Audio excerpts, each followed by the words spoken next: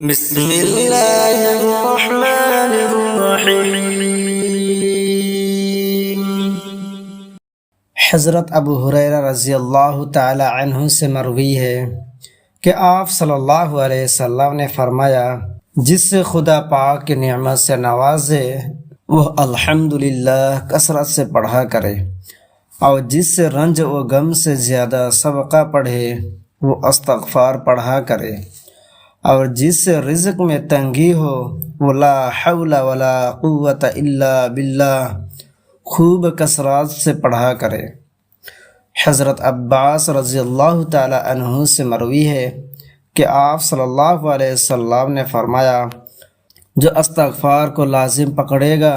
یعنی بہت کثرات سے استغفار پڑھا کرے گا، خدا پاک ہر تنگی و پریشانی سے نجات اور ہر رنج و غم سے چھٹکارا دے گا،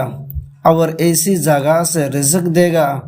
جہاں سے اسے گمان بھی نہ ہوگا۔ سبحان اللہ۔ محترم ناظرین، اگر آپ کو اللہ تعالیٰ بہت نعمت سے نوازے تو الحمدللہ کی کثرت سے پڑھا کریں۔ اگر آپ رنج و غم یا کسی پریشانی میں ہے تو استغفار کو کثرت سے پڑھا کریں، اور اگر آپ کو رزق میں تنگی ہے تو لا حول ولا قوت الا باللہ کو کثرت سے پڑھا کرے، انشاءاللہ رزق میں تنگی نہ ہوگا۔ محترم ناظرین، اس ویڈیو کو دوسرے تک ضرور شیئر کریں، ہو سکتا ہے آپ کے ایک شیئر سے